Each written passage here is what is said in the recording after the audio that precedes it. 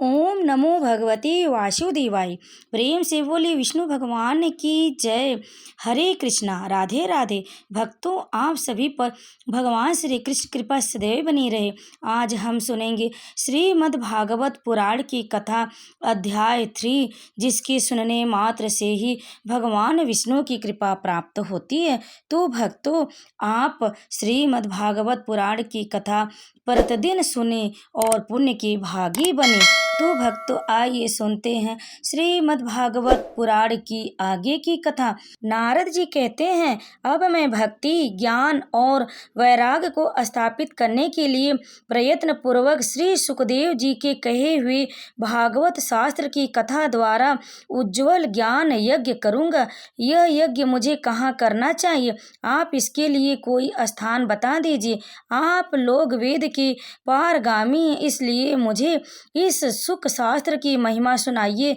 यह भी बताइए कि श्रीमद् भागवत की कथा कितने दिनों में सुनानी चाहिए और उसके सुनने की क्या विधि है? सनक आदि बोले, नारद जी, आप बड़े विनीत और विवेकी हैं। सुनिए, हम आपको यह सब बातें बताते हैं। हरिद्वार के पास आनंद नाम का एक घाट है। वहाँ अनेकों ऋषि रहते हैं तथा देवता और सिद्ध लोग भी वहाँ उसका सेवन करते रहते हैं। भांति भांति के वृक्ष और लताओं के कारण वह बड़ा सघन है और वहाँ बड़ी कोमल नवीन बालू बिछी हुई है। वह घाट बड़ा ही सुरम्य और एकांत प्रदेश में है। वहाँ हर समय सुनहरे कमलों की सुगंध आया करती है। उसके आसपास रहने वाले सिंह, हाथी आदि परस्पर विरोधी जीवों के चित्त में भी बैर भाव नहीं है। वहाँ आप बिना किसी विशेष प्रयत्न के ही ज्ञान यज्ञ आरंभ कर दीजिए। उस स्थान पर कथा में अपूर्व रस का उदय होगा। भक्ति भी अपनी आँखों के ही सामने निर्बल और जराजीर्ण अवस्था में पड़े हुए ज्ञान और वैराग्य को साथ लेकर वहाँ आ जाएगी। क्योंकि जहाँ भी श्रीमद् भागवत की कथा होती है, वहाँ ये भक्ति आदि अपने आप पहुँच जाते हैं।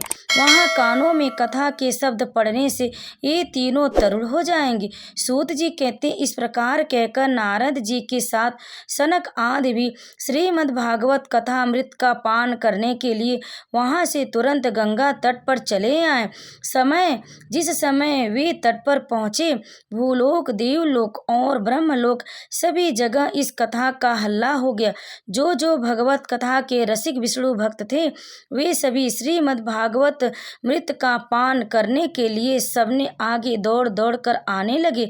भृगु, वशिष्ठ, च्यवन, गौतम, मेधातिथि, देवल, देवरात, परशुराम, विश्वामित्र, साकल, मार्कंडेय, दत्तात्रेय, पिप्लाद, योगेश्वर, व्यास और पराशर, छाया, सुक, जाजली और आदि सभी प्रधान प्रधान मुनिगण अपने अपने पुत्र, शिष्य और स्त्रियों समेत आए। इनके सिवा वेद, वेदांत, उपनिषद, मंत्र, तंत्र, सहस्त्र पुराण और 6 शास्त्र भी मूर्तिमान होकर वहां उपस्थित हुए।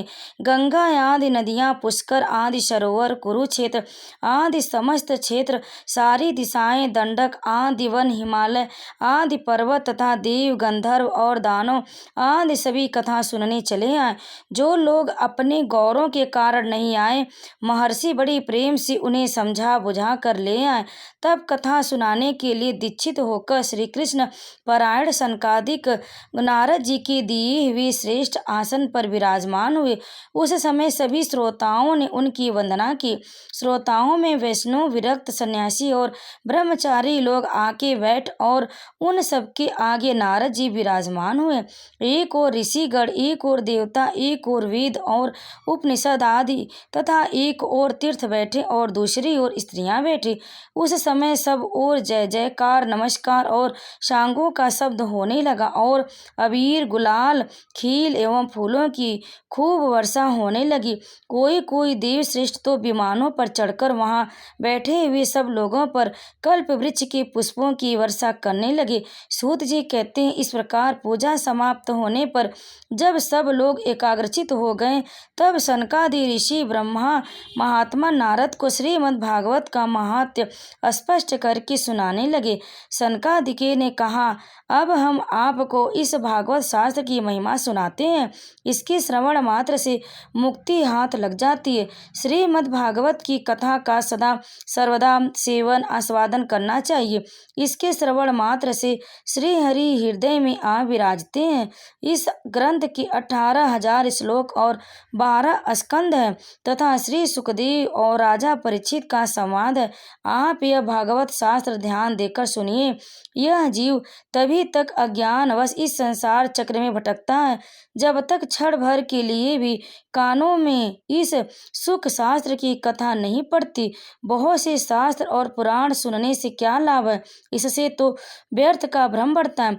मुक्ति देने के लिए तो एकमात्र भागवत शास्त्र ही गरज रहा है। जिस घर में नित्य प्रति श्रीमद् भागवत कथा होती है वह तीर्थ रूप हो जाता है और जो लोग उसमें रहते हैं उनके सारे पाप नष्ट हो जाते। हजारों अश्वमेघ और सैकड़ों वाजपेयी यज्ञ इस सुख शास्त्र की कथा का 16वां अंश भी नहीं हो सकता। तपोनिधि जब तक लोग अच्छी तरह श्रीमद् भागवत का श्रवण नहीं करते तभी तक उनके शरीर में पाप निवास करते हैं। फल की दृष्टि से इस सुख शास्त्र कथा की समता गंगा, गया, काशी, पुष्कर या प्रयाग तीर्थ कोई भी तीर्थ नहीं कर सकता। यदि आपको परम गति की इच्छा है तो अपने मुख से ही श्रीमद् भागवत की आधे अथवा चौथाई श्लोक का भी नित्य नियम पूर्वक पाठ कीजिए। ओमकार, गायत्री, पुरुष सूक्त, तीनों वेद, श्रीमद् भागवत, ओम नमो भगवते वासुदेवाय, यह 12 मंत्र 12 मूर्तियों वाले सूर्य भगवान, प्रयाग, सवल रस रूप काल, ब्राह्मण, अग्निहोत्र, गौ, द्वादशी तिथि, तुलसी, बसंत ऋतु और भगवान पुरुषोत्तम, इन सब में बुद्धिमान लोग वस्तुतः कोई अंतर नहीं मानते। अर्थ सहित श्रीमद् भागवत शास्त्र का पाठ करता है उसके करोड़ों जन्मों का पाप नष्ट हो जाता है, इसमें तनिक भी संदेह नहीं है। जो पुरुष नित्य प्रति भगवत का आधा या चौथाई श्लोक भी पढ़ता है उसे राजसूय और अश्वमेघ यज्ञों का फल मिलता है। नित्य भागवत का जो पुरुष अहर्निश पाठ करना, भगवान का चिंतन करना, तुलसी को सींचना और गौ की सेवा करना, ये चारों समान है।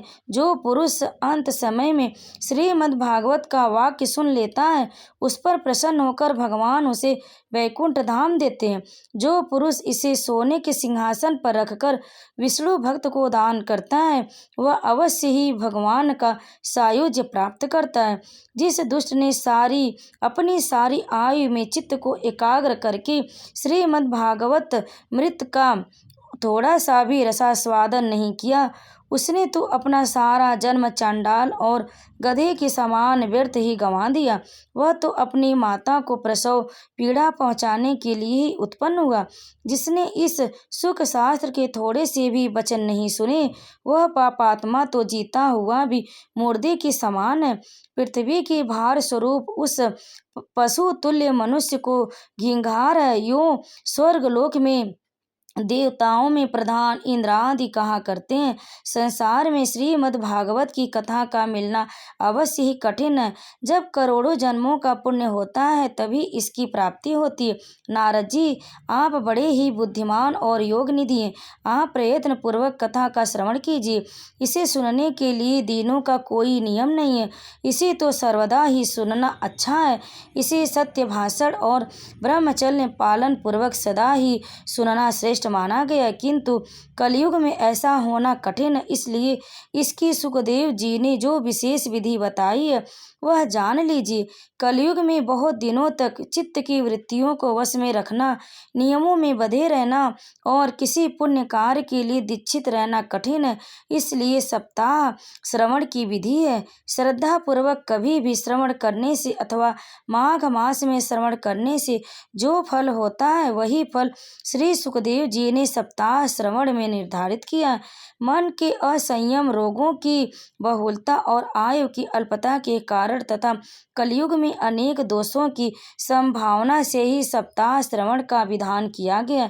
जो फल तप, योग और समाधि से भी प्राप्त नहीं होती है, वह सर्वांग रूप से सप्ताह श्रवण से सहज में ही मिल जाती है।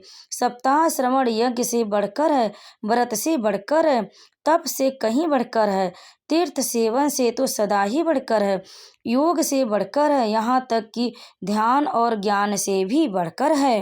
अजी, इसकी विशेषता का कहाँ तक वर्णन करें? यह तो सभी से बढ़ चढ़कर है। शौनक जी ने पूछा, सूत जी, यह तो आपने बड़ी आश्चर्य की बात कही है।